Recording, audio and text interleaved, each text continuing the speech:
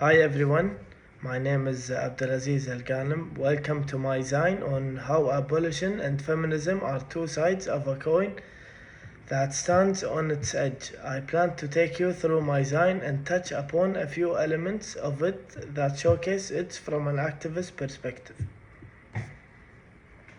Page 2. First off, let us look at why abolition and feminism may seem different. That can be very helpful when we come to how we find common ground between them. First, feminism is obviously gender focused, so it doesn't make sense logically for it to apply only to women. Abolition is clearly more universal and applies to both men and women languishing in prison, whose stories we have shared over our classes. But is that really the case? We know that the prison industrial complex is a lot more than a place of punishment. It's a place of business. It's a place of oppression. It's the delicate edge of a coin that can be the salvation of people on both sides of these noble causes. On this page, which is page 3, I have tried to showcase the reasoning behind activism for both abolitionists and feminists. The text you see is messaging to a potential recruit for either or both of these movements. This would be a good place to touch on my design elements. While I used older black and white photographs, I also included brighter elements and a similar color theme to contrast between hope for the future versus a more grim situation today.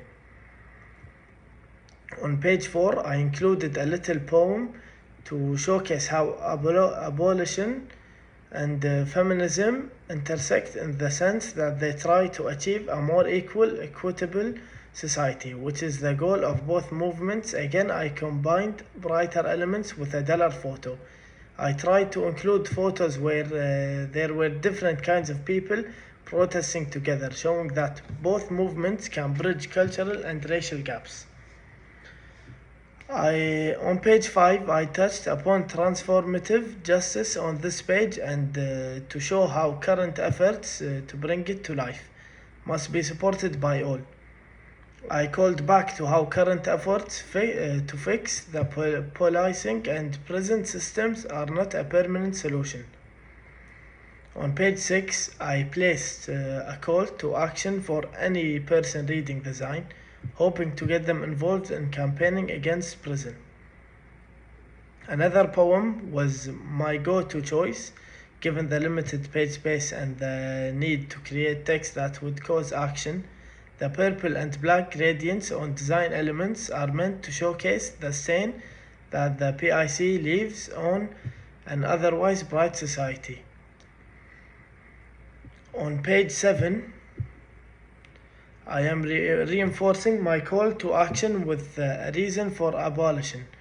The design elements here are aimed at a youthful vibe in order to offset a more serious topic. Also, I picked elements that people are likely to scribble on walls, which I thought would be a good addition to make people think about inmates in a prison who are likely to do the same to pass time.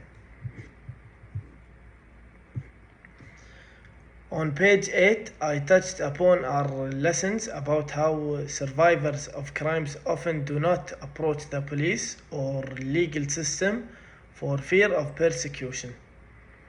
We have seen how activists help these people, pointing them to resources and guiding them on complicated legal procedures. I also wanted to showcase how abolition and feminism can help bridge these gaps and truly form a caring community. On the final page, which is page 9 of this design, I aim to reinforce that justice can be more than just punishing someone who has broken the law. It can be about helping the affected party get back on their feet and live their life without being afraid of another crime or of being punished for being the victim of one. I hope you liked my work and I would love to hear your thoughts on this. Thank you for all your time.